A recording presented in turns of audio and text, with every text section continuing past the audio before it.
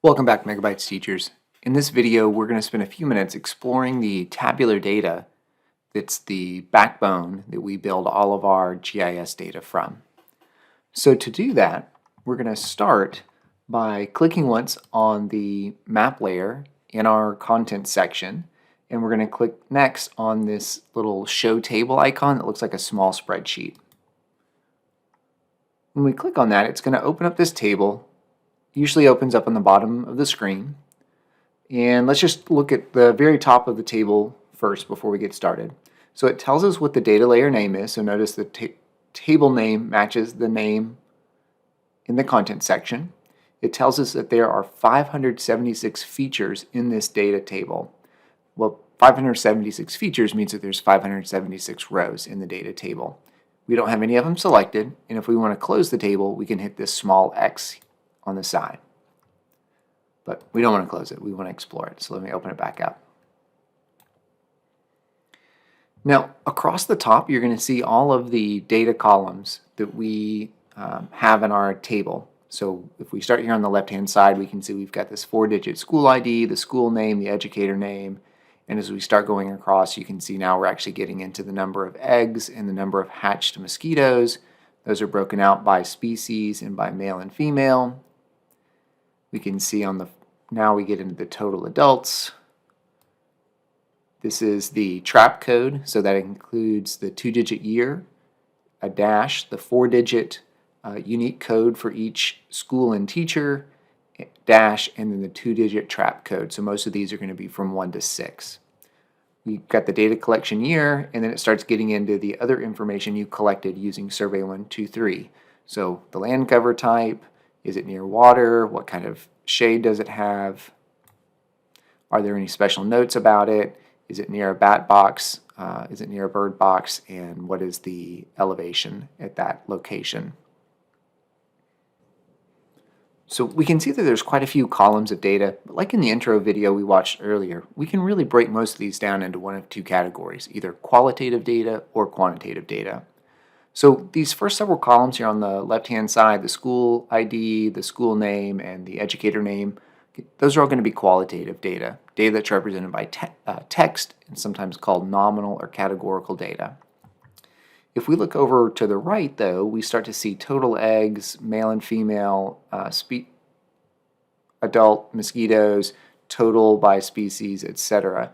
And if we look at all of those are all numerical data, so it represents a count or an amount of something. So in that case, those are all quantitative. We take a look here, we've got more qualitative data. Data collection year is a little different because technically that's called a date column, but we won't get into that. But then we can see we've got a lot more qualitative data where we've got data represented by text. And then when we get over here to elevation in feet, that's going to be our last quantitative or numerical column. So for one of these columns, what's nice is that you can click on the column and get more information. So one thing you can do is you can sort columns either ascending or descending. So if we sort columns ascending, it goes from the smallest of that value to the highest of that value. So the lowest elevation we have for this year's data set was 679 feet. And if we sort descending, the highest elevation was 1,222 feet. If we click that again and we go to statistics, that actually brings up some values about the data in that column. So it says that there are 576 values in that column. And remember, we had 576 data values, so that means we don't have any missing data. It gives us what the sum is, which is not particularly useful for this one. It shows us the minimum, the maximum, what the average is, and what the standard deviation is. So without using Excel, without using Sheets, without using CodeApp, we've got some basic information about the distribution of those numbers. So let's go back over to the left and let's look at the total eggs column and the same thing. Let's look at the sort descending, and we'll see that the most eggs in a single trap were 1,181.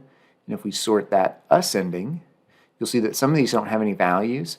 All right, notice that the ones below it have a 0. The reason these don't have a value is because there are no data. So in that case, in all likelihood, something like the trap got hit by a weed eater, eaten by a squirrel, run over by a lawnmower or something. So if you see something where there's no values, that means no data. Now, next, let's look at the statistics. So in this case, there are 566 values. Remember, we had 576 total data values, or total rows, so that means 10 of our values are no data. The sum, in this case, we've got 71,903 total eggs throughout the study.